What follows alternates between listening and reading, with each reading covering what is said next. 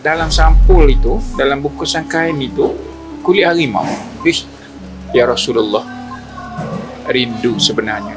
Tiba dapat WhatsApp, sesiapa yang memandikan jenazah, bila kita masuk saja, ada wangian yang kita tak boleh nak boleh sebut.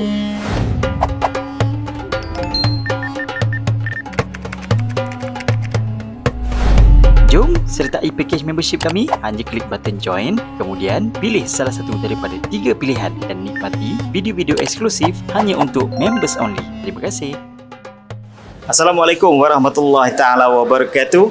Terima kasih kepada anda yang klik thumbnail ni untuk tengok episod seterusnya podcast kami yang diterbitkan oleh Al-Kafi Production. Kami namakan podcast kami ini Jemput Masuk. Sebelum ni kalau biasa dengar ada yang bab politik tu keluar sekejap. Yang ni kami jemput masuk. Dia lain sikit. Okey, tetamu kami pada hari ini adalah Ustaz Hafizullah. Khabar Ustaz? Alhamdulillah. Ya. Okay. Sihat. Alhamdulillah. Alhamdulillah. Okey, sebelum saya nak mulakan, saya nak bagi kalau bahasa orang putih dia macam hint lah sikit. Tajuk apa yang kami nak bincangkan ni. Okay. Sepanjang saya kenal Ustaz Hafizullah ni, saya boleh katakan hampir 10 tahun dah Ustaz. Ke lebih? Ya, betul. Betul. Lebih kurang sebab kami dulu duduk dalam satu tempat yang sama lah, section yang sama. Sebenarnya dah lama kenal Ustaz Hafizullah ni. Sepanjang saya kenal, Ustaz Hafizullah ni adalah salah satunya dia banyak lah. Ceramah tu pastilah. Lagi satu dia mutawif. Dia juga terlibat dengan ada juga ilmu-ilmu untuk pengurusan jenazah dan ada juga ilmu tentang rawatan Islam. Itulah dia 4 topik yang kita akan sentuh untuk episod kali ini. Okey, sebelum kita mula, seperti biasalah konsep kita, awal dia adalah tak kenal maka tak cinta. So, untuk pertama ni, kita nak Ustaz memperkenalkan diri dulu Ustaz. Silakan. Baik, bismillah walhamdulillah wa kafa billahi nasira. Allahumma salli ala sayyidina Muhammad wa ala alihi washabihi wasallim wa man walah. Semua yang dikasihi Allah Taala. Terima kasih Ashraf kerana sudi jemput saya untuk bersama dalam podcast. Terima kasih juga Ustaz sudi hadir. Jemput masuk. Jemput masuk. Yang tak masuk lagi tu sekarang, jemput masuk sekarang.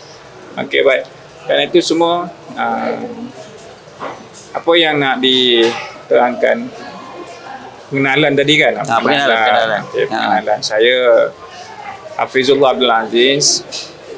Secara khususnya memang dalam dunia dakwah dan juga motivasi, pernah menjadi seorang trainer dan juga lebih cenderung kepada mutawif dan juga kalau ikut hari inilah sebagai pegawai penilai pun dipanggil, pensyarah pun dipanggil dalam diploma mutawif Malaysia. Oh, okey. Untuk di mana Ustaz? Hari ini. Nama saya tersenarai di UiTM Kota Samarahan. Oh, Kuching. Tempat ya Kuching. Allah. Kecil dunia Ustaz. Tempat saya belajar dulu tu. Tu dulu ya. UiTM Kota Samarahan. Okay. Lepas tu hari ini saya kembali ke Semenanjung. InsyaAllah nanti akan diteruskan juga untuk di universiti-universiti yang lain pula insyaAllah. Itulah secara ringkas, nanti kita selit-selit lah kan. Betul. Macam tu lah insyaAllah. Sebenarnya banyak lagi nak tahu. Apa latar belakang saya bukan apa. Kita santai kan. Betul. Betul kan? Jangan promosi sangat. Yelah dia nervous sikit Ustaz, biasalah. Saya pun selama ni, yalah kalau Ustaz pun kenal saya ni, selama ni orang di belakang kamera. Tapi sebabkan saya dah ajak mana-mana kawan ni interview, siapa yang berani nak jadi host ke apa, semua ke belakang. Dalam saya terpaksa lah ke depan jugalah. Walaupun saya dulunya memang orang belakang. Saya pun memaksa diri untuk ke depan. Okey Ustaz. Tadi saya terlupa sebenarnya Ustaz. Marah sponsor kita. Sebenarnya saya nak memperkenalkan dulu sponsor kita untuk episod kali ini. Yang pertamanya, terima kasih kepada ni set jenazah yang korang nampak ni dekat atas meja ni. Keluaran jenama dia adalah Ilham Alami. Dia set lengkap jenazah. Nanti dalam tengah-tengah podcast ke apa nanti saya akan terangkan dengan detail dan saya akan buat unboxing juga, tengok apa isi dalam dia. Dan terima kasih juga kepada sponsor minuman, makanan dan tempat kami syuting podcast ni, iaitu Golok Thai Food Setia Alam. Nah, sesiapa nak datang, link dia saya ada letak dekat description. Kita kembali balik. Tak habis lagi nak kenal Ustaz Hafizullah ni. Okay. Kalau saya, sebab ni bab macam kerohanian.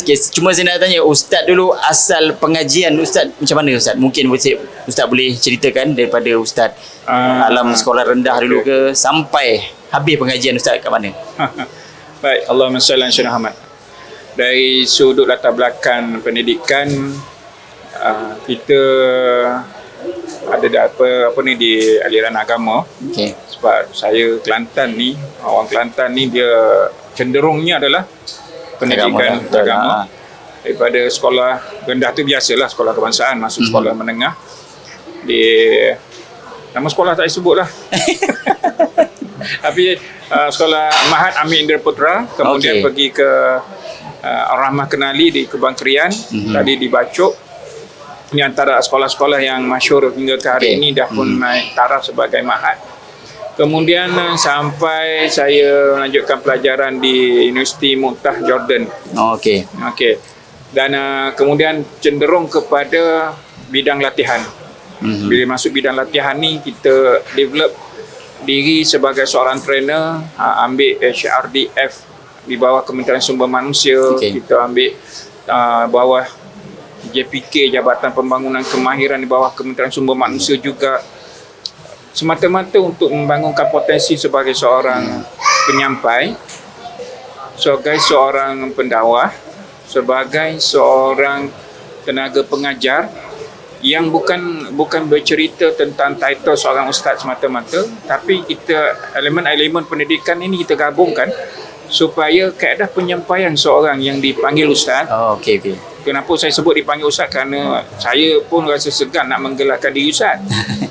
Kita berasa tak berapa lengkap ilmu, tak cukup banyak ilmu kan, sebab perkara ni cukup besar sebenarnya. Namun yang disebutkan tadi, elemen-elemen pendidikan sebagai seorang trainer, sebagai seorang yang melalui aliran pendidikan dalam bidang agama, kita gabungkan perkara ini. Mudah-mudahan penyampaian kita ada kelainan.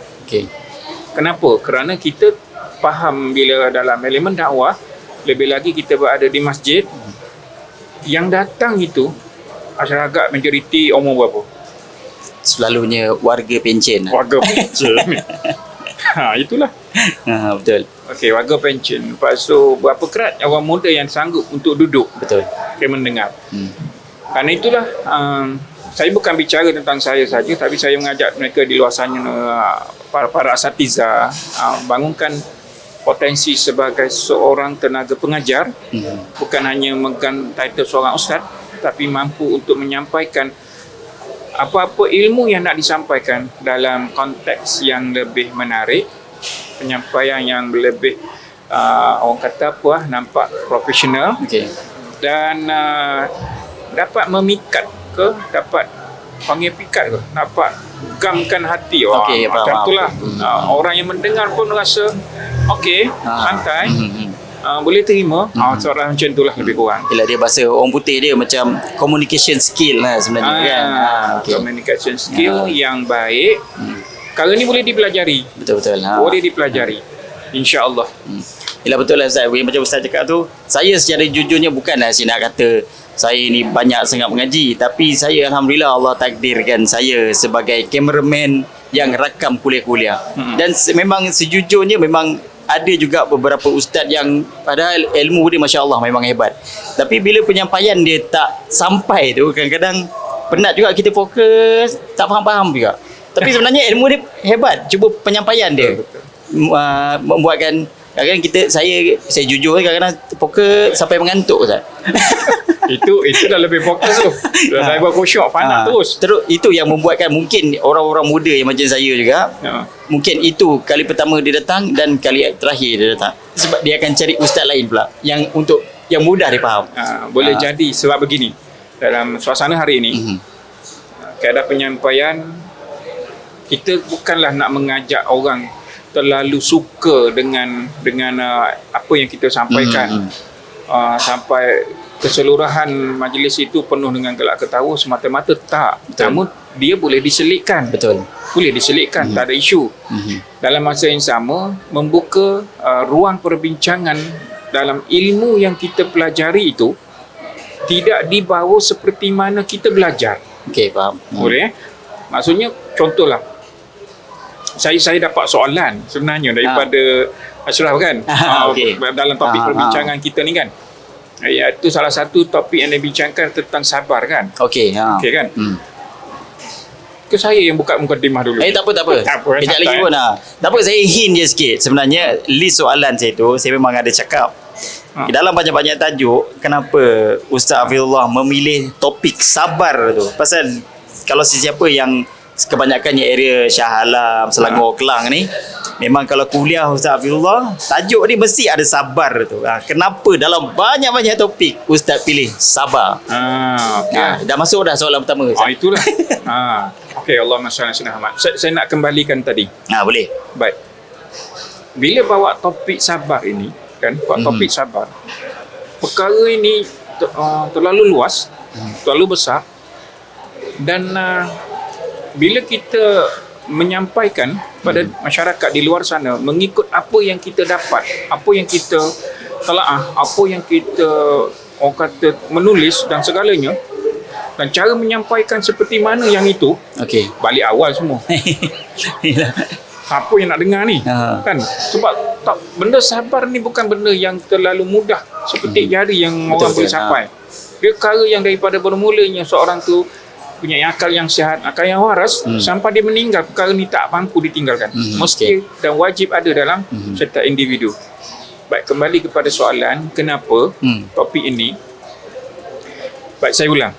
Saya seorang trainer, kan? Saya seorang trainer, bukanlah trainer yang hebat-hebat, tidak. Cuma saya sebut tu kerana kita belajar dalam aliran itu, menjadi seorang cara menyampaikan, duduk dalam tarbiyah sebagai seorang trainer kan. Banyak kan, kebanyakan di luar sana bila membincangkan tentang stres, tajuk utama stress management. Okey. Pengurusan stres, pengurusan konflik, dan pelbagai perkara-perkara yang mengangkat elemen dah stres, sebut lagi stres dah dia, betul kan? Okey, baik. Jadi saya suka menongkak arus. Menongkak arus maksudnya kita tidak duduk dalam normal itu. Kalau orang bincang tentang stres, apa kata saya bincang tentang sabar? Bila bincang tentang stres, akhir daripada perbincangan itu mesti disebut juga kita perlu sabar. Kenapa tak diangkat sabar terus? Macam tu. Ini kalau dengar ni orang yang bawa tajuk ni marah kat saya, jangan marah. Nanti stres.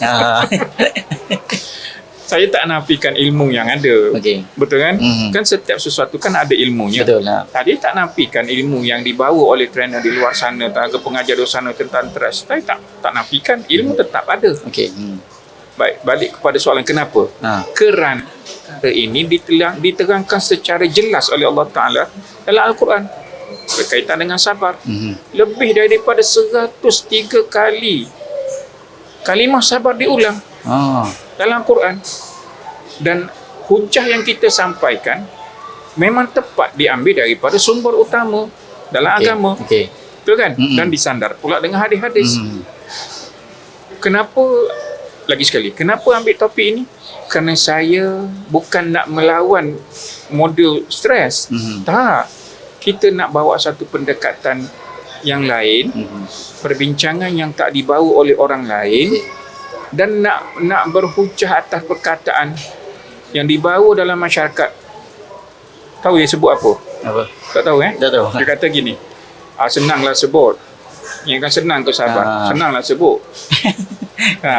Betul. Seolah-olah perkara ni bukan perkara yang mampu dicapai, sedangkan boleh dicapai. Betul kan? Dan ada juga, saya nak selit satu Ustaz. Sebab Ustaz cakap bab ni, ada juga yang orang cakap saya sabar, tapi sabar saya ada limit. Macam mana tu Ustaz? Itu antara kata-kata yang dibawa dalam masyarakat. Bahawa isu yang isu yang dibahaskan ini, yang kita bincangkan ini, yang Allah Ta'ala bagi tahu bahawa perkara ini ada pada para Nabi, ada pada para Rasul. Sebegitu indahnya, sebegitu hebatnya sifat ini ada kepada setiap para Nabi dan Rasul. Kenapa kita tak berusaha untuk mencontohi? Betul. Gitulah benda-benda. Cuma Yalah. saya ambil dalam pendekatan yang lebih santai supaya masyarakat melihat bahawa topik ini bukan topik yang berat. Faham. Pelaksanaan itu kita tak nafikan. Nak uruskan stres pun berat. Betul kan? Nak uruskan marah pun berat. Nak uruskan perasaan diri pun berat. Namun apa kata kita mengambil satu pendekatan yang lebih baik, berbincang tentang perkara yang Allah sendiri sebut dalam firman-firmannya. Mudah-mudahan ada keberkatan di situ. InsyaAllah. Betul kan? Betul. Okey tak ni? Okey. Banyak benda nak sebut. Betul. Ni kontrol kan ni? Okey, tak apa Ustaz. Seterusnya, okey, halang sebab kita dah masuk tajuk kan. Soalan saya yang kedua berkaitanlah dengan sabar ni. Soalan dia ringkas tapi saya tahu jawapan dia mesti panjang lah daripada Ustaz. Soalan dia, apa tanda seseorang itu ada sifat sabar? Tapi Ustaz jangan jawab dulu. Kita rehat dulu sebab kita kat restoran dengan Ustaz kan. Dia dah janji dia nak sponsor air. Ustaz order air dulu. Kita akan bersambung sekejap lagi. Okey, Alhamdulillah. Kita masuk ke bahagian kedua. Bahagian pertama tadi, kalau korang perasan, hampir kalau saya tengok minit saya ni, hampir 15 minit ni rakaman dia. Baru satu soalan tu sebenarnya. Saya tak tahu lah macam mana nak menghabiskan soalan saya yang banyak ni. Ni tadi sebelum kita rehat sekejap ni untuk Ustaz order air, saya ada tanya soalan kedua kepada Ustaz tadi. Apa tanda seseorang itu ada sifat sabar? Silakan Ustaz. Allahumma salli ala sayyidina Muhammad. Nak minum sekejap. Lemon asam boy. Oh, lemon asam boy. Biasalah kat Saya punya kedai belum kan. sampai lagi sebab saya baru order kan. Betul lah tu syak lagi tu kan. Baik gini. Sifat ni berubah. Saya nak tekankan di sini yang sedang mendengar, yang belum masuk, jemput masuk. Jemput masuk. Saya nak beritahu bahawa sifat ini sifat yang berubah-ubah. Sabara itu Okey. dia adalah sifat. Bila ditanyakan sifat, sifat ni macam kita punya perangai lah, kita punya perangai. Okay. Ada orang membawa identiti dia sebagai seorang siapa. Itulah sifat dia. Cara bercakap, ada yang lembut, ada yang kasar, ada yang berhemah, cara pergerakan, cara tindakan nampak kasar, nampak lemah lembut dan berbagai. Maka itulah sifat. Jadi kalau sifat ini boleh dilihat kan, sama juga dengan sabar. Betul. Cuma dia bersifat berubah-ubah. Okay. Dan nak ingatkan pada Ashraf, saya juga dan siapa yang mendengar, bayangkan sifat yang berubah-ubah ini berada dalam hati yang Rasul kata berbolak-balik. Okey. Macam mana kita nak imbangkan sifat hati yang berada dalam keadaan kejap gitu, kejap gini, tiba nak letakkan sifat yang juga Okey. so macam mana? Tapak dia pun dah goyang sebenarnya, lebih kurang lah. So kita pun faham lah apa dia. Saya pun tak naklah sampai kita terlalu detail perkara ini. Kerana dulu saya bawa dalam bidang training. Tajuk yang saya bawa, The Art of Passion Management. Tajuk modul ini sendiri ataupun seni pengurusan sabar. Okey. Tajuk ni saja. So tak adalah saya sampaikan dalam bentuk seperti membaca kitab. So kita sampaikan dalam bentuk yang santai sebagai seorang trainer dan seorang yang membawa nilai ini dalam suasana yang orang boleh faham. Sifat macam mana nampak, cara awak bercakap, orang bercakap. Kalau orang yang hilang keupayaan, macam mana dia cakap? Hilang keupayaan untuk mengawal rasa apa? Rasa geram. Maka bagaimana dia meluahkan perkataan dalam keadaan geram? Masa dia marah, macam mana dia meluahkan perkataan waktu dia marah? Maka di sana kita dah boleh lihat tanda. Okey. Tapi seorang yang mendapat anugerah, saya sebut sifat ini anugerah. Oh, okey. Anugerah ni datang daripada siapa? Allah Azza wa Jalla. dianugerahkan kepada para nabi dan rasul, mesti istimewa. Betul. Sebab tu perkara ni sedap bincang sebenarnya. Bila dia anugerahkan, contohlah kita mendapat anugerah daripada siapa? Pemerintah, Okey, dari raja. Apa perasaan? Seronok ah. Seronok. Ha. Dan bagaimana penampilan kita bila mendapat anugerah? Kita akan hargai betul-betul lah. Kita akan berasa kan?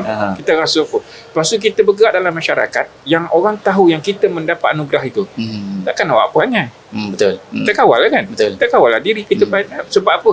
Nak setandingkan anugerah yang kita dapat dengan bawaan diri kita dan dilihat oleh orang. Okey. Nanti kalau kita buat benda yang tak sepatutnya setelah mendapat anugerah, orang kata apa? Tak setanding, Tak standing. kan? Okey.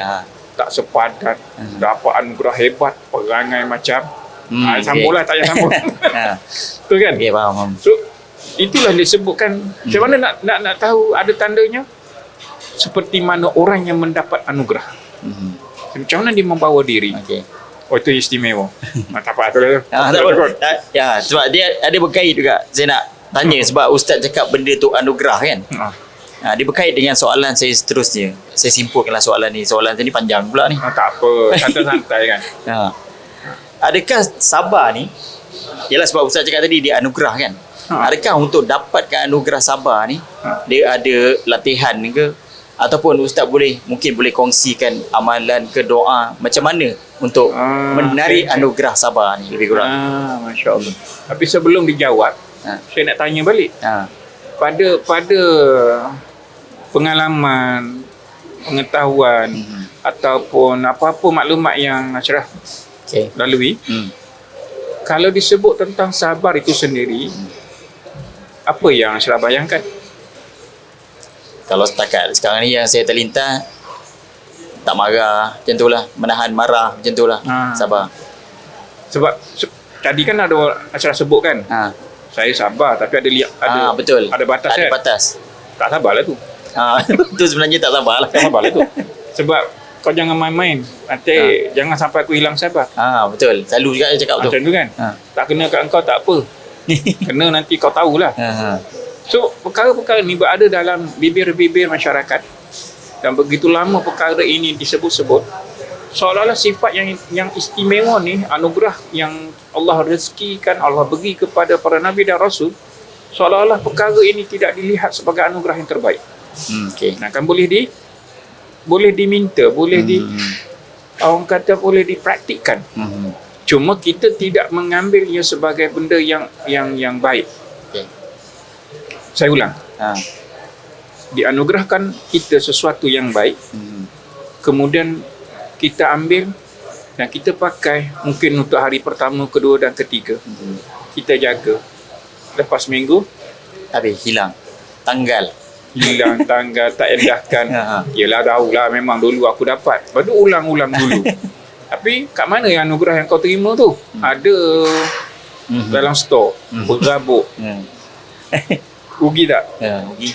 Baik. So, macam mana nak dapat? Kena minta lah dengan Allah. Sifat ini Allah anugerahkan. Maka siapa yang meminta, orang itu yang layak menerima. Betul kan? Ataupun orang itu yang menunjukkan kecenderungan dia untuk mendapat anugerah itu. Alah, kita kan dalam kerja, di jabatan, kita di mana-mana. Kalau menunjukkan potensi yang baik dalam bekerja, bos tengok, memang layak untuk diberikan anugerah. Bagilah kan? Kan? Anugerah kerja, apa ni? APC dipanggil, anugerah kerjaan cemerlang kan? Adalah anugerah-anugerah istilah-istilah tu kan? Hasil daripada dia tengok hasil daripada report, lihat ada kecemerlangan dia, layak terima. Bagi sama dengan kita dengan Allah. Antara perkara yang perlu kita buat, berdoa. Bismillahirrahmanirrahim. Yang siapa sekarang ni sedang menonton, ikut sama-sama dengan saya. Tak apa, ni nanti saya akan potong ni untuk viralkan je ni ya. Ni doa dia. Baik, doa macam mana kita nak dapatkan sifat ini? Bismillahirrahmanirrahim. Rabbana afrigh alaina sabran wa sabbit aqdamana wansurna 'alal qaumil kafirin. Okay. Pertama. Yang kedua, Rabbana afrigh alaina sabran wa tawaffana muslimin. Yang kedua. Baik, balik yang pertama Rabbana afrigh alaina sabran wa sabbit aqdamana wansurna 'alal qaumil kafirin. Ya Allah, limpahkanlah kepadaku. Kan khusus. Betul. Limpahkanlah kepada kami. Umum. Kan? Tapi lafaz di sini umum. Rabbana afrigh alaina sabran. Ya Allah, limpahkanlah kepada kami sifat-sifat sabar. Wasabbit aqdamana, teguhkanlah pendirian kami. Wansurna 'alal qaumil kafirin, dan menangkanlah kami ke atas golongan yang memusuhi kami. Yang kedua, ya Allah, limpahkanlah ke atas kami sifat-sifat sabar. Wa tawaffana muslimin, dan matikanlah kami ya Allah dalam keadaan kami Islam, berserah diri. Oh, tak hebat dah. Hebat. Oh ya Allah, minta langsung dengan Allah. Allah bagi. Saya pun mungkin tak sabar pasal ni doa ni first time saya dengar, Ustaz. Maknanya saya pun tak pernah mengamalkan lagi. Mungkin saya pun belum dapatlah anugerah tu agaknya. InsyaAllah. Bukan di bekal hari ni baca. Yalah, betul. Tak. Memang dia ada latihan dia, ada benda-benda yang perlu kita ambil cakna dan ada step-step yang perlu kita lalui.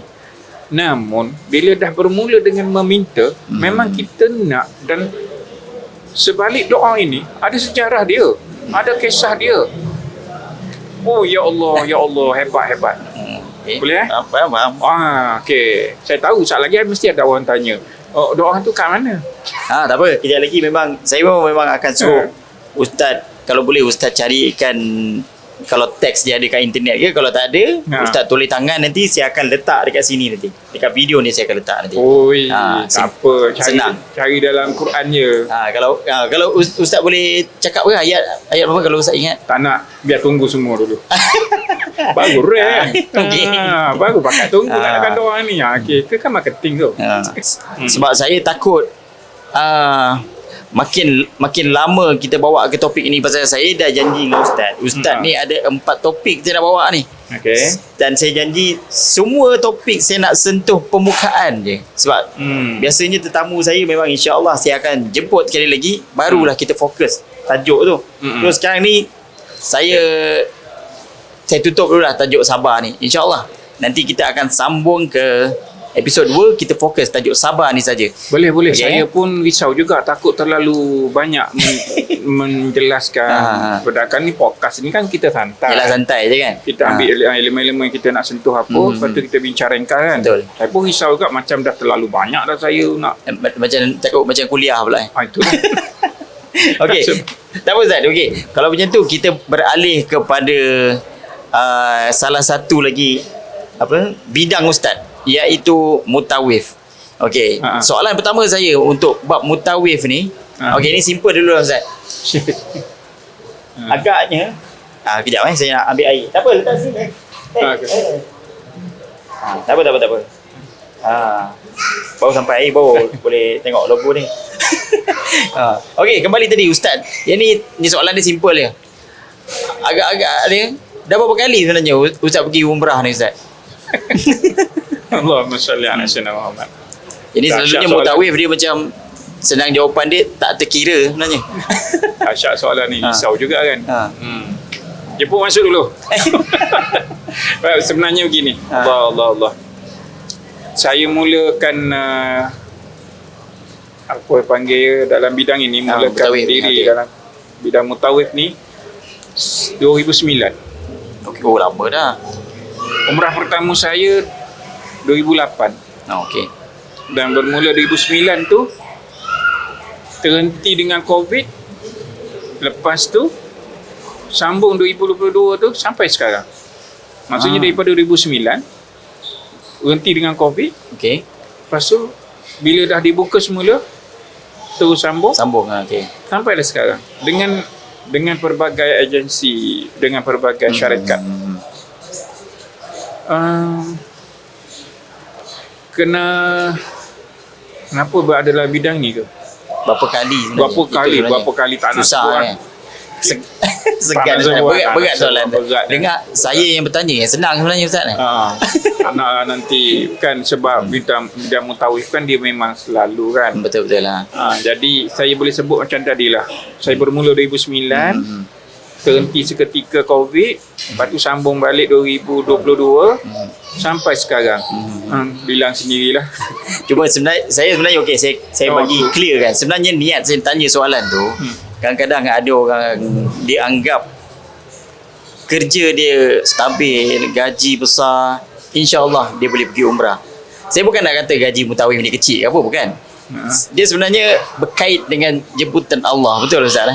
Itu saya nak cakap tu. Maksudnya orang yang mutawif ni maksudnya bagi saya dia bukan orang biasa-biasa Ustaz.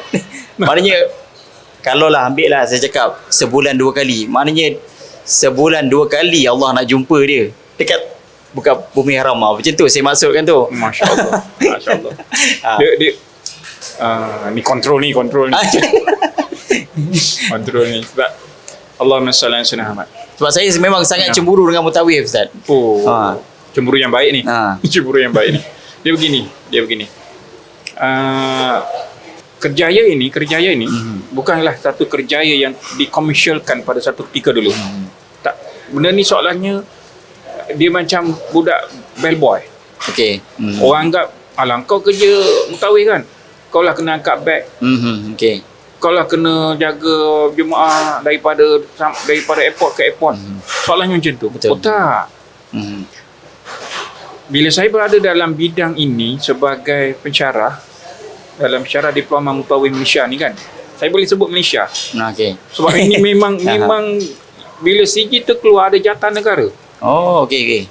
Di bawah jabatan pembangunan kemahiran, Kementerian Sumber Manusia.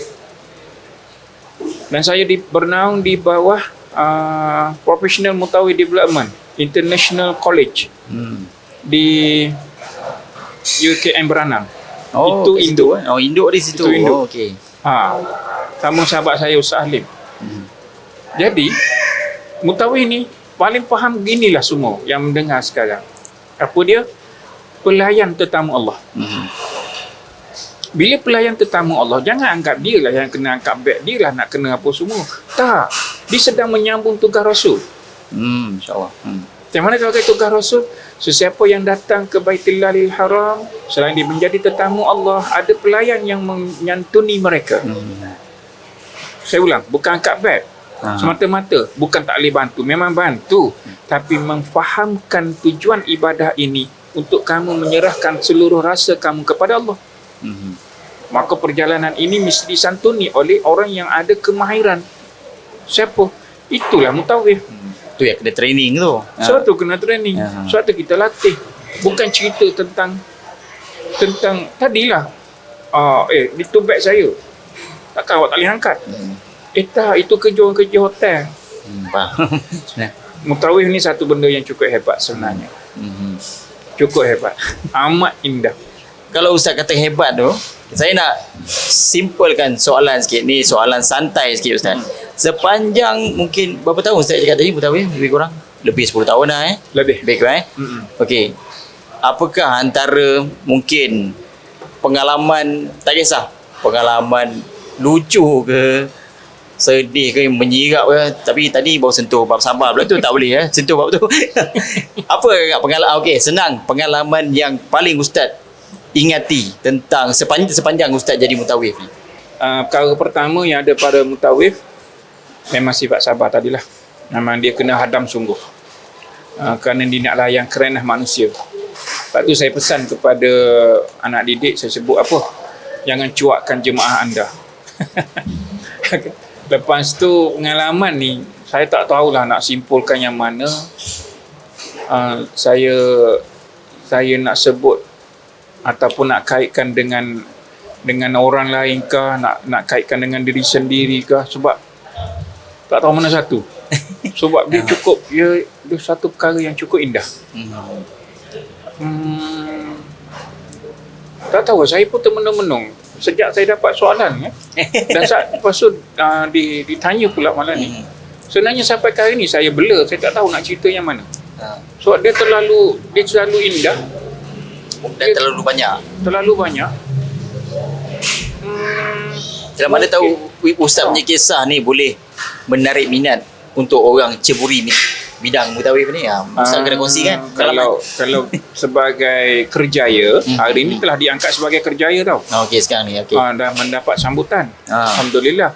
Lepas tu bukan soal imbuhan atau satu hati yang dapat tu mata-mata, tapi cara ataupun kaedah untuk melayani itu satu sudut.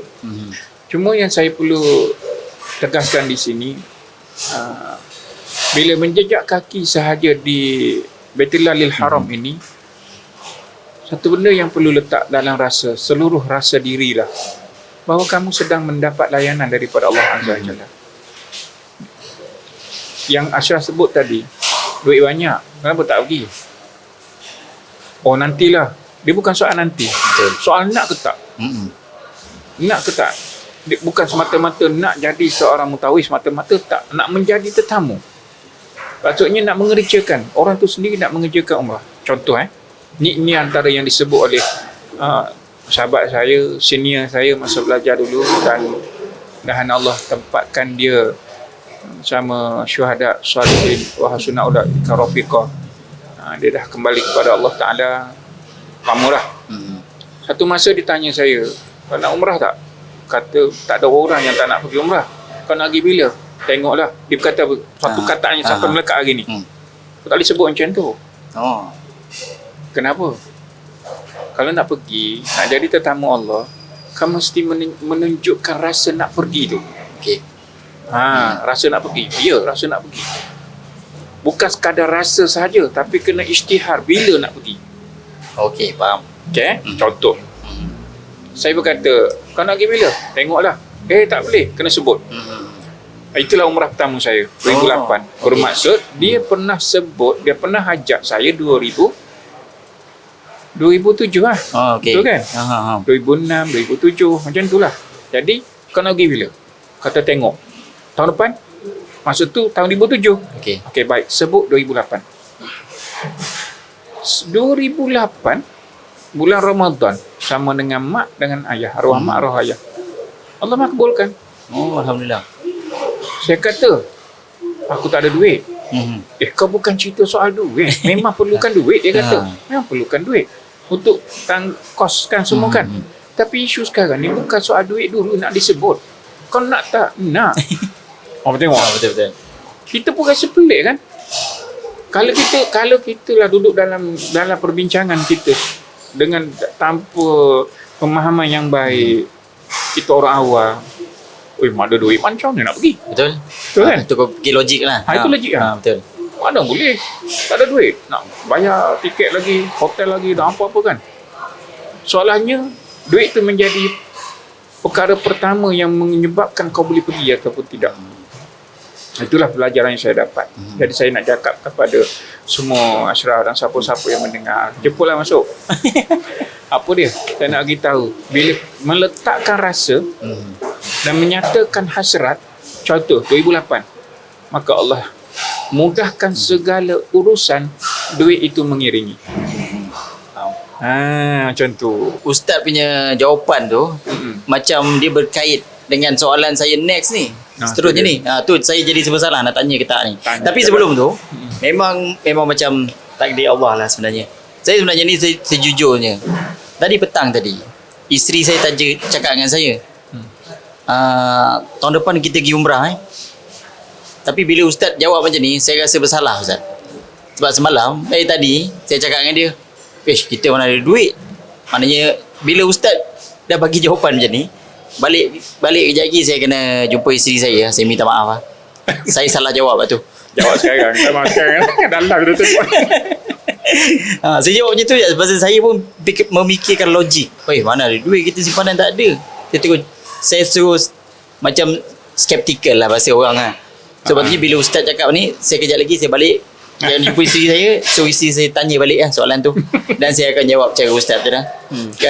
Bila dia tanya tahun depan nak pergi umrah ke, saya cakap jangan yakin lah, InsyaAllah tahun depan kita pergi umrah. Macam tu kena tukar Ustaz. InsyaAllah. Terima kasih Ustaz dah bagikan jawapan untuk saya. Okey Ustaz, tak apa. Ini mungkin yang macam saya cakap tadi, soalan ni macam berkait dengan jawapan Ustaz ni. Tapi kalau Ustaz mungkin Ustaz boleh tambah sikit lah. Okay. Soalan dia simple je. Mungkin tahun ni ada orang yang dah register untuk pergi umrah. Mungkin kali pertama untuk pergi umrah. Apa nasihat Ustaz untuk kepada jemaah ni lah yang bakal menjadi tetamu Allah? Tapi yang biasa Ustaz jangan jawab dulu. Kita rehat sekejap. Kasih minum air dulu. Soalan saya tadi sebelum kita berhenti minum tadi, soalan saya adalah apa nasihat Ustaz kepada bakal jemaah umrah ataupun haji, lebih kurang je lah Ustaz kan, yang mungkin tahun ini direzekikan menjadi tetamu Allah. Apa nasihat Ustaz? Baik, Allahumma salli ala sayyidina Muhammad. Nasihat, betulkan niat. Okay. Kenapa saya kata betulkan niat? Ini antara pengalaman. Waktu saya menjaga madrasah dan sebagai tenaga pengajar Quran untuk peringkat dewasa, ada seorang hamba Allah Ta'ala datang nak betulkan Fatihah, nak betulkan bacaan ayat-ayat lazim kan apa semua. Okey, bagus. Lepas tu dia tanya soalan berkaitan dengan umrah, kuhakam apa semua, bagus. Akhir sekali, dalam keadaan yang saya tidak pernah berhasrat nak bertanya dan tak ada langsung berasa nak tanya apa-apa yang berkaitan dengan persediaan dia apa, tak ada. Dia sendiri yang dengan rela hati bertanya, boleh tak saya bawa benda ni? Dia tunjuk kat tapak tangan dia, benda ni yang terbungkus. Saya bertanya, apa benda tu bang? Dia nampak serba salah. Saya katanya, apa tu? Akhirnya dibuka. Dia buka dalam sampul itu, dalam bungkusan kain itu, kulit harimau. Macam Saya tanya, abang nak buat apa? Bawa kulit harimau ni. Dia pun serba salah juga. Saya ulang, saya tak tanya apa persediaan apa-apa semua. Dia tanya hukum akan, dia jawab hukum akan. Cuma bila dia tanya, boleh tak saya nak bawa benda ni? Kulit harimau. Untuk apa? Dia kata untuk pelaris. Tak laris nanti saya kata. Dia umrah pun nak lalu. Okey, faham. Tengok Saya kata betulkan ya. Jadi dia pergi, dia bawa kulit harimau dengan mindset dia, kulit harimau tu untuk jadikan pelaris, sama ada perniagaan ke apa, wallahu alam. Dalam konteks sebagai seorang tetamu Allah, ya Allah jemput untuk membawa ke rumah dia dalam nilai ibadah yang paling rare kan, bahasa sekarang paling rare yang didambakan oleh semua orang yang beriman. Tiba-tiba dia iringi dengan khurafat. Okey, faham. Kan? Lepas tu betulkan ya. Pergi untuk apa sebenarnya? Untuk ibadah. Untuk dilayan sebagai tamu. Buat persediaan sebagai tetamu. Alah, Ashraf nak datang rumah saya. Contoh, saya nak pergi rumah Ashraf. Contoh. Agak-agak saya nak bawa apa? Bawa perangai. Betul. Tak bawa lah. Tak lah kan? Kalau bawa hadiah betul tak? Betul. Betul. Lepas tu saya dah duduk dalam rumah, ikut sedap saya nak buat apa benda. Walaupun tuan rumah tu cakap buat macam rumah sendiri, tetap tak boleh juga kan? Tak ada adab dia kan? Tetap ada adab. Tapi itulah benda yang berlaku. Saya kata tak akan laris. Sebab perkara ini tak ada kena-mengena langsung dengan soal ibadah. Kenapa nak tawaf dengan kulit imam? Okay, betul. Soal macam tu lah kan? Betul. Khurafat. Mudah-mudahan dia tak bawa. Ni cerita lama ni. Cerita lama. Mudah-mudahan dia tak buat. Okay, baik. Sebab tu, sesiapa sahaja, Ashraf satu masa nanti yang melihat sekarang, yang akan ikuti saya pada bulan 9 nanti, insyaAllah. Memang saya beritahu, betulkan ya. Pergi kerana menjadi tetamu Allah Ta'ala. Dalam masa yang sama, kena belajar. Kena ambil tahu hukum hakam dia dan saat berada di mana.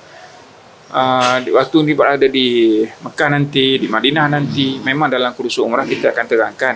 Sebab dalam sepintas lalu dalam live kita sekarang ni kan, memang kena betulkan niat sungguh-sungguh. Betulkan niat bahawa aku pergi, ya Allah, tolong terima seluruh ibadahku ini, ya Allah. Ibadah umrahku ini, ya Allah. Doa itu. Masya Allah. Okey dah sebut. Okey. Boleh Ustaz. Maknanya kesimpulan dia, niat lah. Niat kena betul. Daripada sini lagi dah niat sebenarnya. Sebenarnya sebelum bayar deposit lagi dah kena niat betul. Baik. Soalan yang baik. Sebenarnya, bila seorang itu berhasrat untuk mengerjakan umrah, balik pada perkara tadi, dia telah meratakan rasa dia dan hasratnya dan dia sebut, maka di situlah umrah dia. Dah bermula lebih kurang. Itulah bermula umrah dia. Maksudnya seluruh pekerjaan dia yang akan dijadikan dana untuk membiayai perjalanan dia itu, semua itu diikat dengan lillah. Okey. Dia bermula dengan bismillah pada lafaz perkataan, kemudian dia ikat lillah itu, seluruh usaha dia itu dalam ini.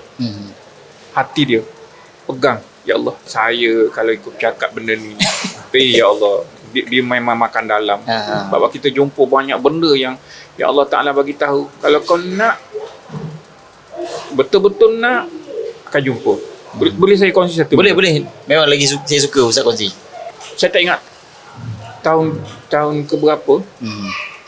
Saya agak lama period saya, tempoh saya untuk Duduk kat sana. bukan ya? nak mengerjakan. Oh, okey. Maksudnya contohlah, biasa Januari Februari tu ada satu trip. Okey. Lepas tu pertengahan ada satu, akhir ada satu. Contohlah mungkin dalam setahun tu dapat 3, dapat 2, dapat 4, wallahualam kan. Tapi ada satu ketika tu untuk nak pergi tu makan masa yang lama. Okey. Contoh 5 bulan, 6 bulan. Akhir sekali saya tengah bawa kereta ni, saya kata, ya Allah, ya Rasulullah, rindu sebenarnya ni. Asa dah lama tak pergi. Saya cakap macam tu. Tiba dapat WhatsApp dan berserta dengan call, Ustaz, tolong bantu saya, sahabatlah dia tak dapat pergi, gantikan saya terjadi penceramah untuk khusus umrah. Okey. Saya pergi. Ringkas cerita, saya balik. Sebelum saya balik itu, ini wallahualam, dan inilah nak saya sebut bahawa bukan duit yang menyebabkan kita boleh sampai. Ini adalah jemputan. Elok nak balik ke Shah Alam, owner syarikat, Ustaz, bawa jemaah tak? Tak lagi ni, bawa jemaah saya. Macam tu. Betul. Tak cukup mentawif. Boleh? Alhamdulillah. Ceritanya alhamdulillah. Maksudnya kita meluahkan perasaan, ya Allah, rindunya. Ya Allah, ya Rasulullah, rindunya. Maka Allah aturkan, bukan cerita duit, tapi ada satu perkara yang boleh disebut, biar aku yang tanggung perjalanan kamu. Yang ni Allah Azza wa Jalla. Asalkan kita meluahkan rasa yang benar dan jujur. Betul nak jadi tetamunya, InsyaAllah. Betulkan niat. Innamal a'malu binniat. Simple lah sebenarnya. Tapi Ya nak membuat tu susah Ustaz ni. Kena cuba. Betul. Yalah, tempoh macam, yalah, kalau ikut pengalaman saya pun, kita bukannya kalau pergi umrah ni, contohlah kita bayar bulan Januari, pergi bulan 2 tu, bukan. Selalunya tempoh dia panjang Ustaz ni. Sepanjang tu lah sebenarnya kita kena sentiasa jaga niat Ustaz ni. Takut terpesong sikit. Tapi ada amalan. Itu cantik tu. Ada amalan yang Okey. boleh menjemput. Nak sebut sekarang ke? Boleh. Penutup untuk topik ini. Topik mutawif. Kalau macam tu, saya bagi penutup teruslah. Saya risau juga kot terlupa. Okey. Baik, pertama doa untuk mendapatkan sifat sabar dalam surah Al-Baqarah ayat 250. Okey. Nanti adalah cara kan. Adalah cara nak buat. Saya edit kan. nanti saya letak sini. Letak tampalkan apa semua. Surah Al-Baqarah ayat 250. Okey. Dengan lafaz, tengok dalam ayat tu nanti jumpa perkataan Rabbana afrigh alaina. Okey. Ambil kat situ. Bermula di situlah untuk jadikan dia amalan. Okey. Kemudian surah Al-A'raf ayat 126. Surah Al-A'raf ayat 126. Okey. Pun ada Rabbana afrigh alaina sabra.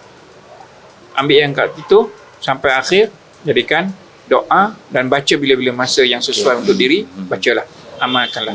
Amalkan lepas solat pun boleh lah, senang lepas kan. solat ataupun doa-doa yang selalu kita baca dalam doa biasa, kita selit sesekali. Okey. Macam tu. Kemudian yang untuk mendapat jemputan ini, dia tak semestinya Dan jemputan kerana umrah semata-mata kerana balik tadi kepada niat. Kita dalam asal apa sebenarnya. Dan apa yang saya kongsikan ini memang ada pengalaman yang khusus berlaku kepada seorang individu. 10 tahun yang lalu saya sharekan kepada dia, dan dia letak hasrat yang tinggi dengan dia tak ada kemampuan untuk pergi, tapi dia ditaja 2 kali. Tanpa dia dikeluarkan duit apa-apa, tak apa. Tak ada langsung dia. Sedangkan dia kata kalau ikutkan dia sendiri nak pergi, Macam tak logik lah. tak logik. Dia pergi keuangan dia. Ini saya pun nak kena amal ni, doa ni. Saya terima daripada guru dan guru. Lebih lagi guru mursyid saya sendiri, arwah bonda mak saya sendiri. Okey.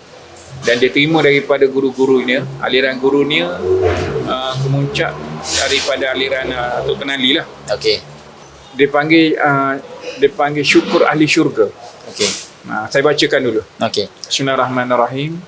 Alhamdulillahillazi hadana lihaza wa ma kunna linahtadiya laula an hadanallah.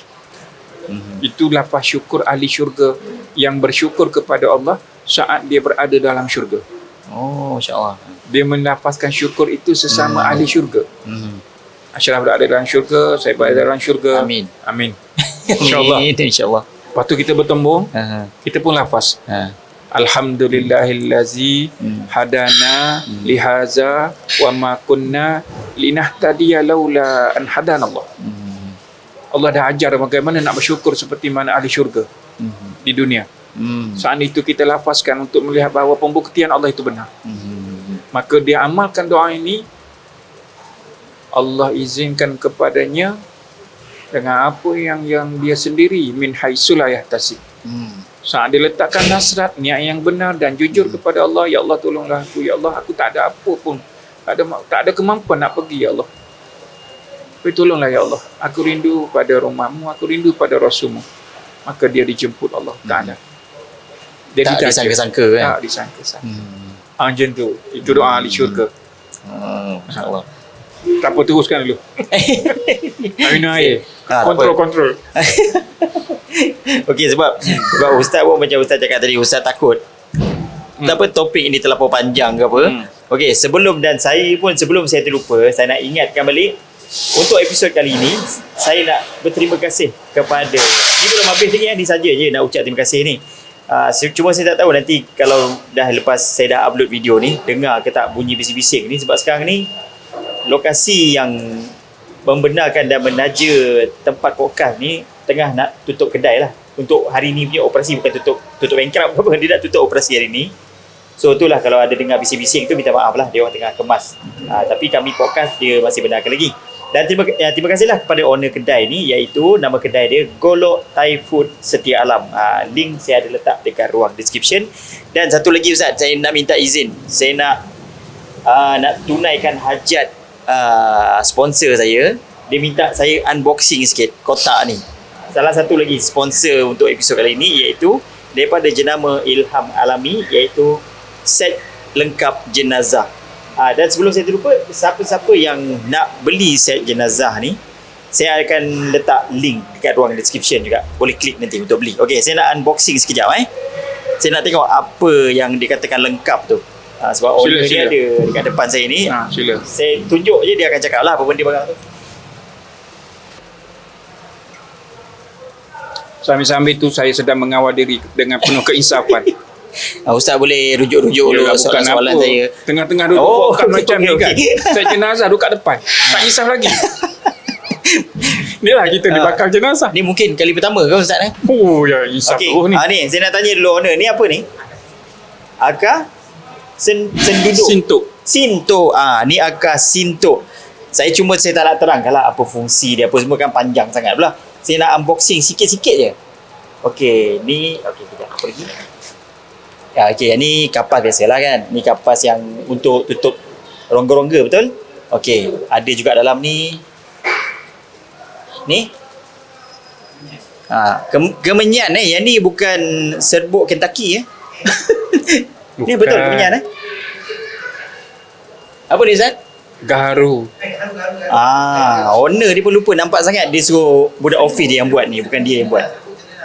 Serbuk apa? Cendana. Serbuk cendana ni tujuan dia untuk bancur dengan air tu kan, masa mandi. Betul Tak, bukan? ditabur di atas. Oh, tabur saja. Tabur untuk di atas. wangi kan tu kan? Di atas kapas untuk yang pertama tu jenazah diletakkan. Balutan yang pertama Balutan tu. yang pertama tu okey. ditaburkan atas kapas. Fungsi dia untuk wangi lah kan, Ustaz kan?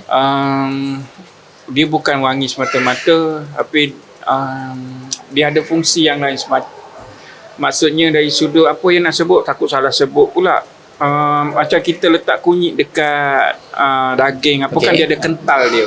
Oh, okey, macam lebih kurang lah bahasa sekarang, macam untuk mengawet, untuk menjaga macam tu. Lebih kurang, betul ke? Awet pun Untuk senang faham lah sebenarnya, lebih kurang macam lah. tu lah. Untuk okey, faham. Dan wangi tu pun terlibat sekali. Macam tu lah.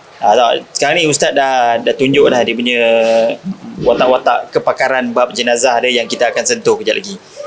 Kita akan unboxing lagi.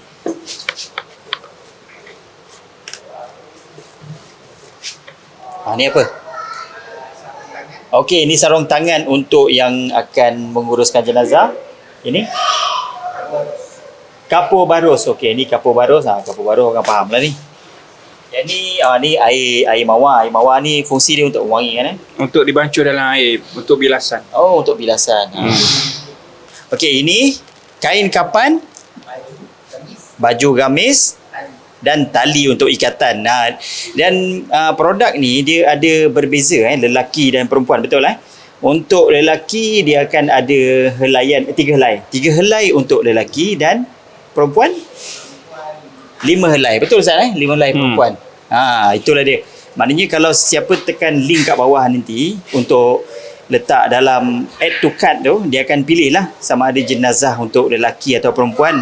Kalau saya cadangkan beli dua-dua lah. Kita pun tak tahu siapa yang akan meninggal dalam ahli keluarga kita. At least kita dah ada dua-dua. Macam Piramli dah cakap, Do dulu ke Minah dulu? Ini kapas lah. Kapas ni ada 2, satu lagi dalam kotak lah, saya tak ambil. Inilah dia barang-barang yang ada dekat dalam. Apa lagi satu yang sepatutnya ada dalam? Kain untuk meruam. Dia token ni lupa letak dalam ni pasal dia kelang kabut tadi nak ambil barang, dia terambil packaging yang belum 100% siap. Sebenarnya ada satu lagi, iaitu kain meruam. Itulah dia isi dalam set jenazah lengkap. Maknanya dia tak sembang kosong lah, maknanya lengkap tu memang lengkap sungguh lah. Itulah dia. Okey, so kita nak sambung soalan seterusnya, tapi sebelum tu sebab meja ni saya dah sepahkan ni, saya nak minta izin berehat sekejap untuk saya kemah meja je. Tadi topik tadi kita dah sentuh, siapa yang mungkin kalau baru tengok sekarang ni, tadi kita dah sentuh topik bab sabar. Asal usul Ustaz tadi dah cerita lah dari awal tadi. Pengalaman Ustaz jadi mutawif. Lagi apa tadi Ustaz Mutawif lagi. Itulah baru 2 kan? Baru 2 rupanya. Dan sebelum ni tadi, kalau siapa yang baru tengok tadi, kita baru unboxing kotak ni, set jenazah ni. So sebab dan sebab itulah, dan berkait juga, saya nak terus soalan yang berkaitan dengan pengurusan jenazah. Saya mengenali Ustaz Hafizullah ni, dia antara yang terlibat jugalah dengan pengurusan jenazah. Dan macam saya rasa macam pengurusan jenazah ni macam tak diambil berat, terutama oleh orang-orang muda. Terutama, tak payah sebut terutamalah, saya sendirilah, saya mengaku je lah. Saya pun kalau contohnya ada ahli keluarga saya ke yang meninggal, saya pun rasa gagap juga ni nak uruskan ni. Cuak juga. Cuak juga. Memang walhal pengalaman tu ada, tapi saya macam sekadar menolong macam tu je lah. Arwah atuk dulu, arwah Pak Ngah, saya memang ada lah. Tapi kalau daripada A to Z tu memang tak ada pengalaman. So mungkin Ustaz boleh kongsikan apa saya nak tanya pasal soalan dia sebenarnya banyak pasal pengurusan jenazah ni, pasal saya takut terlampau panjang podcast ni. Kenapa perlunya, terutama orang muda, iaitu anak-anak lah, kepada ibu bapa, pentingnya ilmu menguruskan jenazah ni kepada anak-anak. Silakan Ustaz. Okey, Allahumma salli ala sayyidina Muhammad. Okey, baik. Lagi sekali terima kasih kepada Alami, apa, Ilham Alami. Ilham Alami jenama dia. Nama anak saya Ilham. Oh. Okey. Dan cuak. Saya jenazah kat depan. Aduh. Kita dalam Podcast yang menginsafkan lah. Oh, insaf sungguh. Podcast dengan packaging ada gambar batu nisan semua. apa?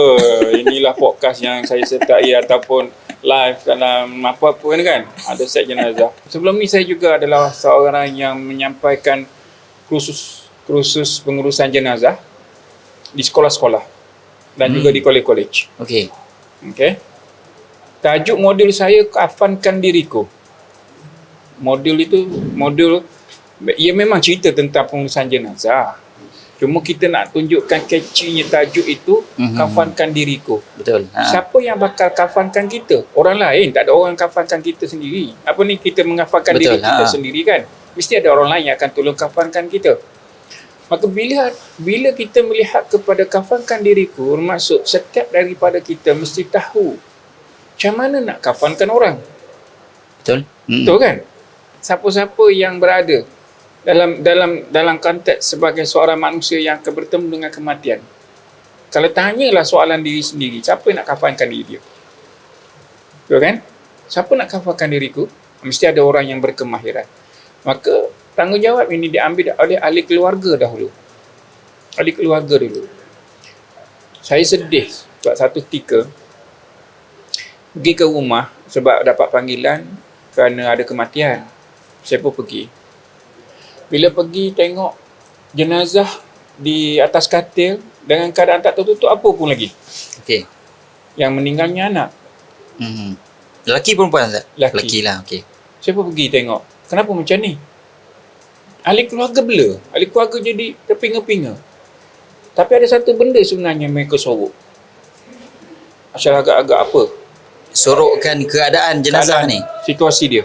Apa dia sebenarnya? Orang yang ada sekeliling. Takut.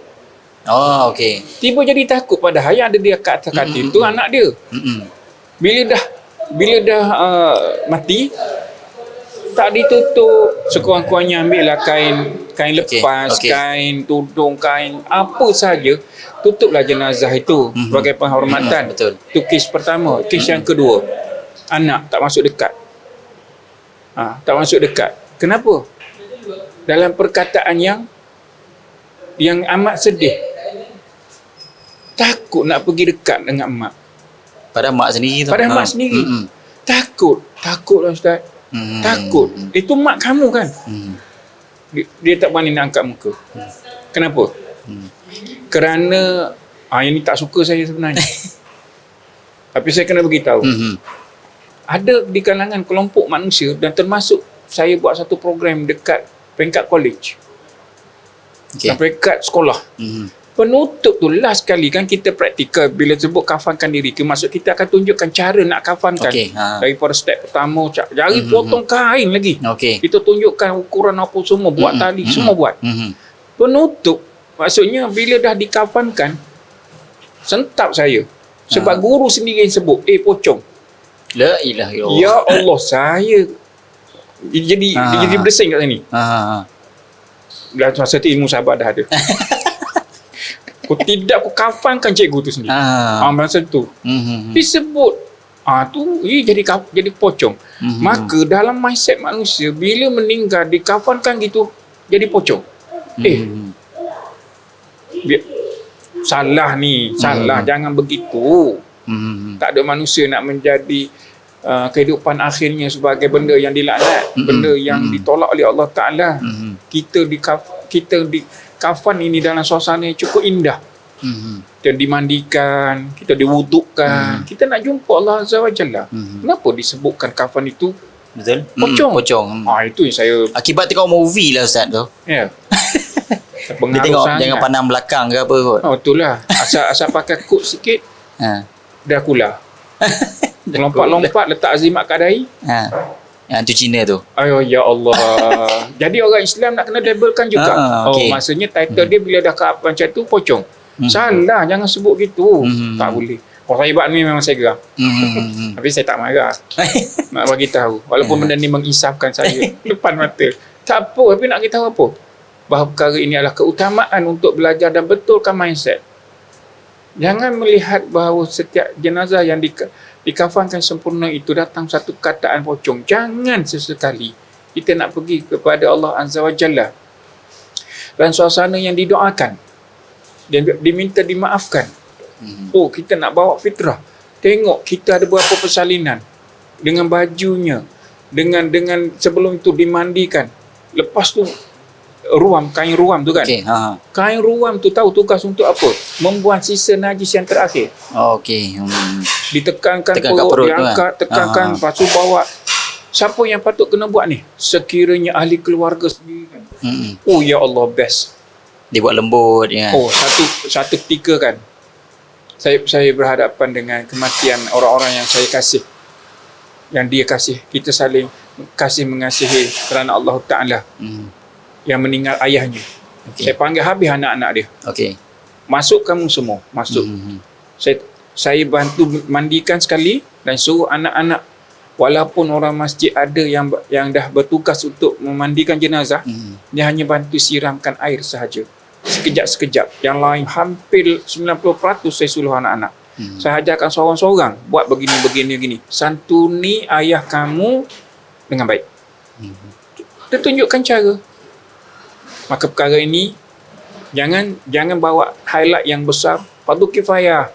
Maka mindset manusia tadi bila dah dikafan jadi Pocong. kata macam tu, tolak tepi. Lepas tu ini ilmu fardu kifayah. Maka mindset mereka apa? Ilmu fardu kifayah serah kepada orang masjid. Betul. Dah ada orang buat, dia terlepas tanggungjawab konon. Macam tu. Wajibkan dahulu. Okey. Fardu ainkan dahulu kepada diri dan ahli keluarga. Fardu kifayah ni bila yang mahir itu berkumpul. Yang mahir itu berkumpul, contohlah kesemua ahli keluarga itu mahir. Tapi kita serahkan tanggungjawab ini kepada pihak pengurusan yang ada. Contohnya orang masjid. Maka mereka nak urus, silakan. Sedangkan kita boleh buat. Okay, faham. Boleh kan? Tapi kita minta mereka buat. Itulah fardu kifayahnya.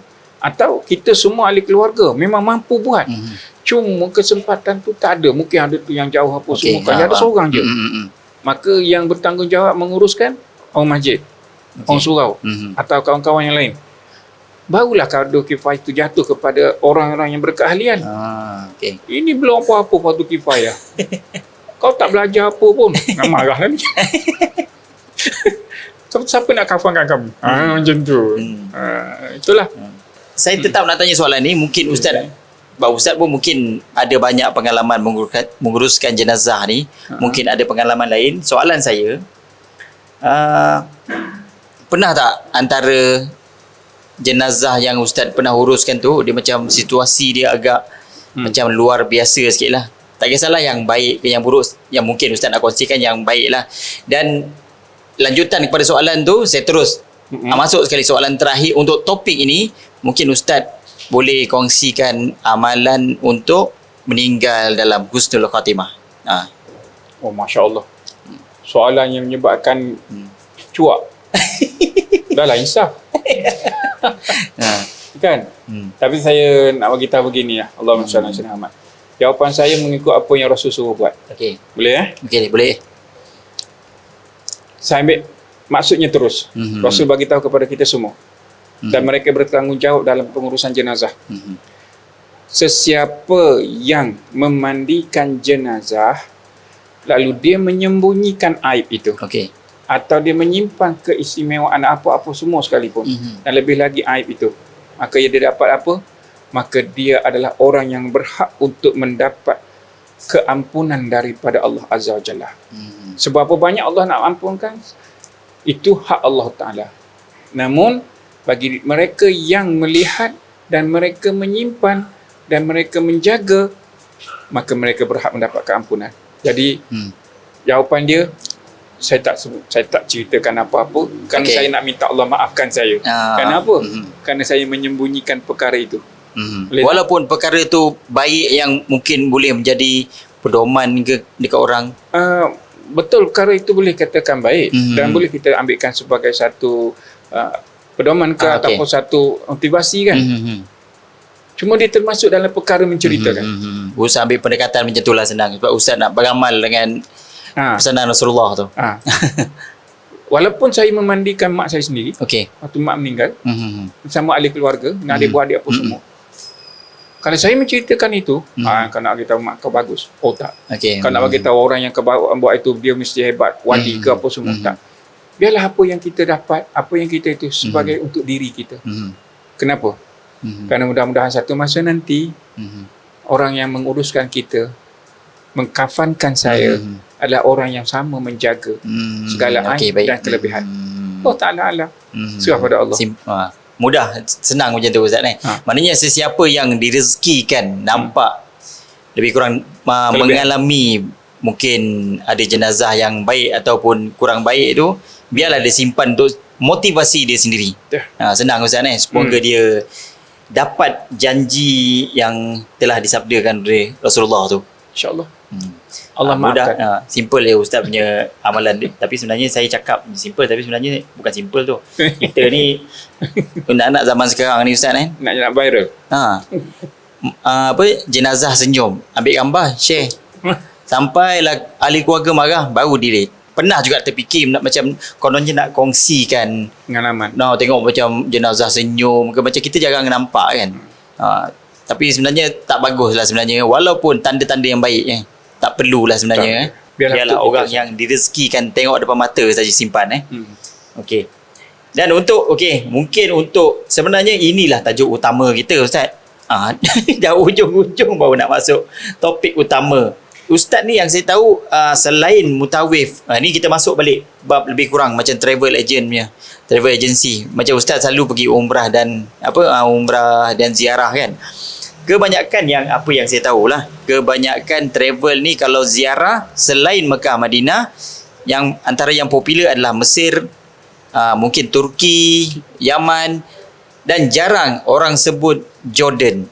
Dan Ustaz Afiullah antara orang yang selalu kempen untuk menziarahi Jordan. Soalan saya simple tapi jawapan Ustaz lah berat sikit.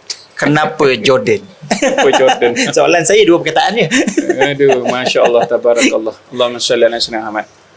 Nak jawab satu benda yang kita melihat keindahan itu.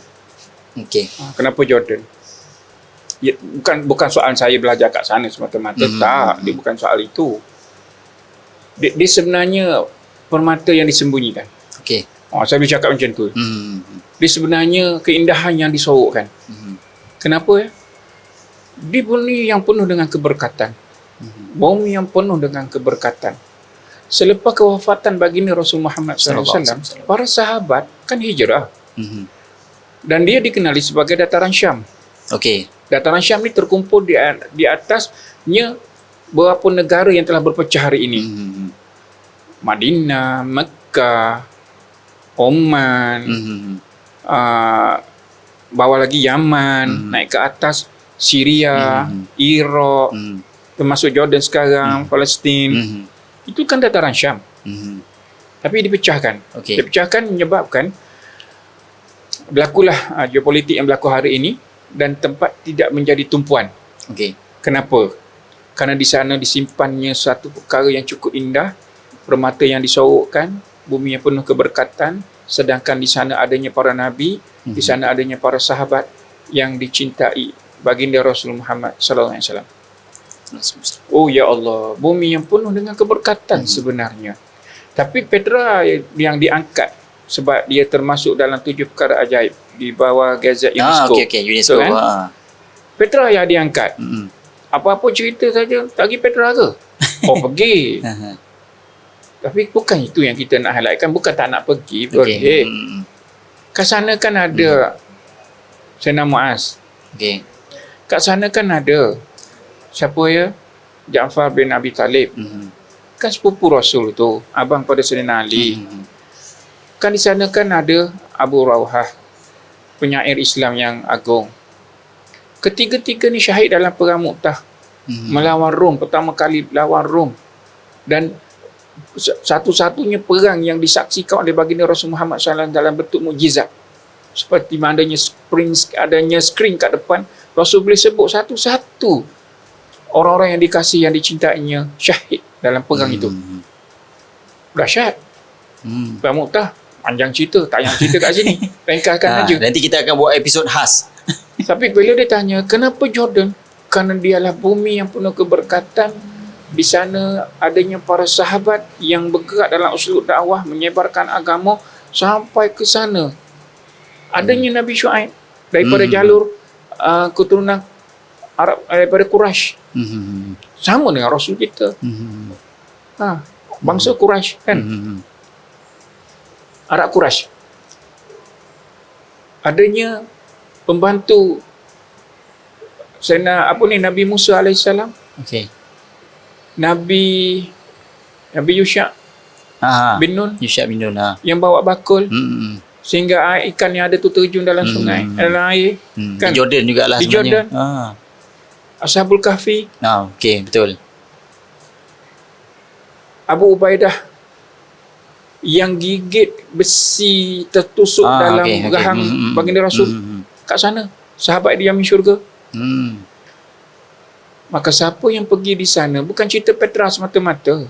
Petra itu antara azab yang Allah tunjukkan. Bukan cerita laut mati semata-mata. Benda tu memang rare, memang pelik. Tapi cerita tentang bagaimana orang yang ingkar Allah azab. Tapi bila kita melihat bagaimana para sahabat, para nabi yang ada di sana, mereka dengan sirahnya, dengan sejarahnya yang cukup hebat. Kita pergi adalah mengunjungi para orang-orang yang dicintai Allah dan Rasul. Kita akan lihat bahawa satu benda yang cukup hebat, kita sedang menyambung sirah. Saya nak sebut kat sini. Siapa yang pergi Mekah, siapa yang pergi Madinah, mendengar kisah-kisah para Nabi dan Rasul di sana, sedang dia berada di bumi Madinah, di bumi Jordan, dia sedang menyambung sirah itu sendiri. Kalau dia pergi ke Jordan dulu, dia jumpa dengan para Nabi, dia jumpa dengan para sahabat, dia pergi ke Madinah, maka dia sedang menyambung sirah-sirah, menyambungkan silaturahim itu sendiri. Pergilah dan lihatlah bagaimana Allah muliakan. Tapi perkara ini ditutup kerana diangkat apa? Diangkatnya Petra. Semata-mata. Saya bukan marah, pergilah. Saya pun pergi. Setiap kali saya bawa jemaah pun memang saya pergi. Ada benda yang lebih menarik yang boleh kita kongsikan. Lebih kurang macam orang pergi Mesir lah Ustaz. Pergi Mesir, pergi piramid. Padahal banyak lagi tempat lain sebenarnya yang lagi penting diziarahi. Cerita Nabi Musa kat sana. Dan makam Nabi Musa ada dekat Palestin. So satu lagi, kenapa masuk Jordan? Kerana dia dekat dengan Palestin. Okey. Yalah ada pintu kan. Itu utama. Pergilah. Ada ruang. Pergilah. InsyaAllah nanti kita boleh bincang dengan lebih detail. Hari ini sebagai mukadimah saja. Semua yang telah kita bincangkan, seperti cerita tentang sabar, cerita tentang mutawif, cerita tentang apa tadi pengurusan jenazah, dan juga masuk topik yang kita bincangkan ni Jordan. Bab Jordan. Apa ada perkara yang lain, tak apalah. Sekurang-kurangnya adalah sedikit maklumat yang telah saya kongsikan. Tak nak terlalu banyak, nanti pula apa benda ni, podcast ke apa ke. Nanti kan banyak sangat topik. Itulah banyak perkara nak dibincangkan. Tapi mudah-mudahan apa yang dah disampaikan dalam suasana yang kita lihat, suasana yang kita duduk dekat sini pun cantik. Last saya nak tanya, Ustaz pun boleh jawab secara ringkas saja. Okey, kalau di Jordan Ustaz, mana yang tempat yang Ustaz sangat cadangkan untuk orang ziarah? Maknanya kalau tempat lain tak sempat, tempat ni jangan lupa. Dan sebagai penutup dia juga Ustaz, bila Ustaz bagi tahu mana tempat tu, Ustaz tolong promotekan Ustaz punya, Ustaz boleh promotekan package Ustaz, dan saya akan letak link. Kalau Ustaz nak izinkan saya letak WhatsApp pun boleh. Ustaz kan memang ada buat travel ke Jordan kan nanti. Okey, silakan Ustaz. Allahumma salli. Secara ringkas, tempat mana Ustaz? Begini. Tempat yang saya suka cadangkan. Ziarah para sahabat dengan Rasul. Ziarah para sahabat dan Rasul. Tiga sahabat yang amat dicintai Rasul Muhammad SAW yang saya sebut tadi, yang syahid dalam perang Mu'tah. Saya nak bagi tahu, dan bukan kata kita nak mengangkat ini nak cerita tentang orang ziarah kubur ni, mula nak cerita benda. Kalau kat channel saya topik ni panas ni Ustaz. Tak. Bukan perkara itu sebenarnya. Tapi Saya nak bagi tahu apa? Bila Allah sendiri yang memuliakan orang yang berada dalam syahid itu sendiri, tak perlu berhajat kepada benda yang lain. Allah sendiri yang muliakan. Bila kita masuk saja, Okey. ada wangian yang kita tak boleh nak boleh sebut. Okey. Kita masuk saja ada satu wangian, ada satu bau yang amat wangi yang berbeza ketiga-tiga ini. Bukan saya seorang saja. Semua jemaah yang saya telah Tempat bawa. ni berdekatan ke Ustaz? Tiga-tiga ni? Dia ada dua tempat, Muaz dengan Ja'far bin Abi Talib yang Okey. dengan Ali Ja'far At-Tayyar Okey. dalam satu masjid. Tapi berjarak dalam 500 meter di antara itu. Kenapa Okey. berjarak? Kerana di situ mereka syahid, di situlah mereka dikebumikan. Masya-Allah. Okey. Lepas tu yang satu lagi sahabat yang ketiga Abdullah Rawhah tu dia di masjid lain, Oh, okey. tempat lain. Lebih jauh sikit, lebih kurang dalam 700 ke 800 meter. Okey. Tapi mereka ini Allah muliakan. Sebab saya kata ziarah. Oh, Ustaz saja ke yang bau? Bukan, semua yang pergi berbau. Okey. Mereka pakai spray ke? Berapa ratus botol spray nak pakai? Daripada tahun 97 saya di sana sampai ke hari ni bau tu sama. Dan kalau dah dijumpai, dah dimakamkan di situ, maksudnya daripada mula dia syahid sampai ke hari ini dan sampai kiamat nanti, itulah bau yang Allah muliakan. Macam kita masuk masjid, kita masuk ada satu bau kan yang jadi signature untuk Okey, masjid betul. tu. Ada kan? Masjid Bukit Jelutong contoh. Okey. Masjid mana-mana lah banyak. Itu sama, kita buka, bau tu memang ada. Walaupun marmar tu tebal, memang bau tu memang ada. Tapi kalau masjid wangi tu mengikut Kerana- AJK. AJK tu pencen, AJK baru masuk bau dia pula. Mau- Dia beli perfume apa dia nak. Ini mungkin Minta. makam ni Oh ni tak. membuktikan bukan spray lah. Bukan Pasal spray. bau dia Ustaz cakap daripada dulu sama. Sama. Sampai ke hari ni. Maksudnya, setiap tahun, berapa kali saya pergi sekalipun, setiap kali pergi, dia tidak pernah berasa, alah bau ni aku dah pernah. Tak. Dia menjadi kerinduan untuk cium, untuk mendak. Ya Allah, kalau kau muliakan sebegini orang-orang yang syahid pada jalanmu, Ya Allah, bagaimana keadaan diriku satu masa nanti? Belum tentu bau macam ni. Betul. Sebab tu kita nak jumpa Allah Ta'ala, diwangikan kita, dimandikan dengan air bangun mawar, Mawar. diletakkan dengan kayu cendana, apa semua sekali ni, supaya kita tampil dalam keadaan yang indah, bersih kepada Allah Azza wa Jalla. Bukan tubuh itu, tapi penyediaan itu. Faham. Boleh kan? Faham. Macam tu, sama. Lepas tu Nabi Syuaib. Oh, Nabi Syuaib. Lepas tu Nabi Yusha' bin Nun tadi dah sebutkan. Pergilah ke tempat ini. Lepas tu medan perang. Medan perang kita tengok kesan-kesan itu sahaja. Tapi makam para sahabat dan Rasul ini, kita akan merasai bagaimana sebuah kemuliaan. Kita tak tahu lagi mulia kita macam mana. Kan? Kita tak tahu orang boleh sebut kebaikan kita selepas kita mati banyak mana. Kita tak tahu. Bila orang dah boleh sebut selepas kita mati, maka bermaksud di situ kita pernah melakukan satu benda yang Allah lihat berhak untuk dinilai. Okey. Tak apa saya kawal. Satu lagi Ustaz terlupa. Mungkin Ustaz dah menarik orang untuk rasa macam tertarik pada Jordan ni. Mungkin Ustaz boleh promote Baik, Ustaz tak payah sebut bulan pun tak apa, pasal saya takut episod ni saya tak tahu bila upload dia, tapi insya-Allah tahun ni lah. Cuma takut Ustaz tak payah sebut bulan lah. Macam mana kalau nak ikut Ustaz ziarah ke Jordan, apa yang mungkin Ustaz boleh website ke macam mana? Macam ni. Kalau sebut bulan, ya. Okey. 21 September. 21 Oktober. Okey, kalau Oktober tu insya-Allah lah video ni dah keluar lah. Oktober tu jauh sangat tu. 21 Oktober hingga 28 tahun ini. Okey. Dan bulan 11 dan maksudnya straight bulan 10, 11, 12, 1. Okey. Satu tu 2027 dah ada dah. 2027 pun dah ada. Untuk Okey. Isra Mi'raj pun dah ada. Okey. Ke sana. Okey. Semata-mata 6 hari termasuk pergi ke Aqsa tu sekali. Oh, pergi Aqsa. Masuk ke Masjidil Aqsa tu okey. sekali. Macam mana Ustaz kalau orang berminat Ustaz nak hubungi Boleh Ustaz? hubungi. Saya boleh letak link WhatsApp Ustaz tak dekat bawah? Klik link WhatsApp di bawah. Okey, cantik. Boleh hubungi, tanyakan macam mana harga package ke apa semua Okey. sekali. Dengan itinerary yang kita sediakan. Disediakan oleh Ashraf nanti insya-Allah.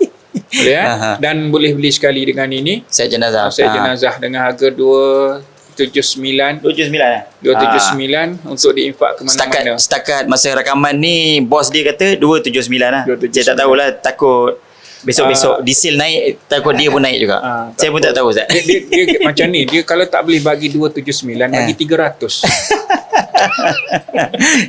Macam itulah. Baik. Boleh tekan link yang disediakan nanti untuk dapatkan maklumat lanjut. Dan jangan lupa juga siapa yang tekan link kat bawah ni yang untuk hubungi Ustaz Hafizullah, bagi tahu kat Ustaz, saya dapat link ni lepas tengok podcast Ustaz. Saja saya nak tahu berapa orang yang terkesan dengan podcast tentang Jordan ni. Itu je lah. Okey. Sebenarnya ini pun dah agak lama, saya dah ambil masa lama. Terima kasih kepada Ustaz Hafizullah sudi lapangkan masa. Hampir lama ni, dekat nak 2 jam ni sebenarnya kalau rakaman ni, dan kedai pun dah nak tutup dah. Saya suruh dia berhenti kemas kejap pasal bising. Boleh tak last Ustaz, sangat ringkas nasihat Ustaz atau apa-apa sebagai penutup? Baik, Allahumma salli ala sayyidina Muhammad. Sebelum akhir, doa yang sebut tadi, doa syukur ahli syurga, dalam surah Al-A'raf, muka surat 155. Surah Al-A'raf, muka surat 155 ayat ke-43. Nanti jumpa perkataan alhamdulillahillazi hadana lihadza wa ma kunna linahtadiya laula an hadanallah. Ambil setakat tu sahaja, jadikan amalan. Mudah-mudahan Allah jemput pada semua yang dengar sekarang bukan setakat jemput dan mendapat apa yang Allah anugerahkan atau kurniakan. Boleh ya? Dan akhir sekali, menjadi seorang yang beriman ini bukan hanya pada perkataan sahaja. Aku beriman, tak. Rasul kata al-imanu laisa bitamanni. Beriman bukan dengan berangan-angan. Tapi dia adalah apa yang kita buktikan dengan perkataan, perbuatan, penulisan dan segala yang menunjukkan karakter kita sebagai seorang mukmin yang beriman kepada Allah dan Rasul. Ke dalam perjalanan kehidupan, kita akan jumpa bagaimana Allah santuni kita saat berjalan atas muka buminya sebagai orang yang beriman, bukan jalan orang yang berada dalam kefasikan, keburukan yang bakal bertemu dalam kehidupan dia sebagai jenazah nanti, takut tidak dimuliakan. Wallahualam. Okey, penutup yang baik Ustaz. Terima kasih banyak-banyak. Dan sebenarnya saya nak terang dulu dengan penonton yang tengok.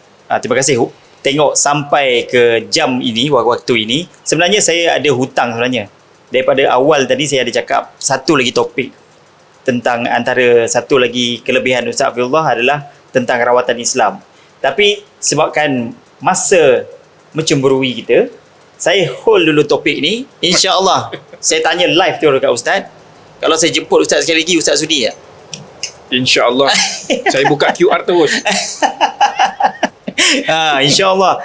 Dan InsyaAllah bila episod akan datang ni bersama Ustaz Hafizullah, kita akan sentuh lagi topik-topik yang kita dah sentuh hari ini. Hari ini secara permukaan je. Nanti episod yang kedua ni kita akan sentuh lebih mendalam bab Jordan, dan saya akan tunaikan hutang saya, iaitu tentang rawatan Islam yang langsung kita tak sentuh hari ini. Okey, itu saja untuk episod kali ini. Terima kasih sekali lagi Ustaz Hafizullah sudi lapangkan masa. Terima kasih kepada penaja hari ini, set jenazah yang sangat menginsafkan kami daripada Ilham Alami. Untuk dapatkan, boleh tekan link di bawah. Dia sebenarnya design ni memang sengaja dicantikkan macam ni supaya boleh dijadikan hiasan. Dan sebenarnya bila saya tanya bos dia, antara salah satu niat dia cakap dia nak jadikan set jenazah ni sebagai hadiah bila orang kahwin. Masya Allah Ustaz, orang tu baru kahwin, dia dah bagi set jenazah Ustaz. Itu niat dia sebenarnya. Sebab tu dia design macam ni. I cannot. Okeylah, tak apalah.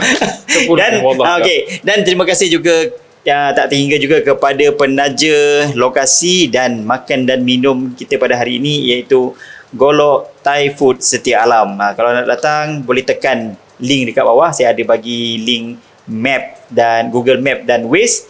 Dan bila datang nanti kat kedai ni, jangan lupa cakap, saya dapat tahu lokasi ni daripada podcast terbitan Al-Kafi Production ni, podcast Jemput Masuk.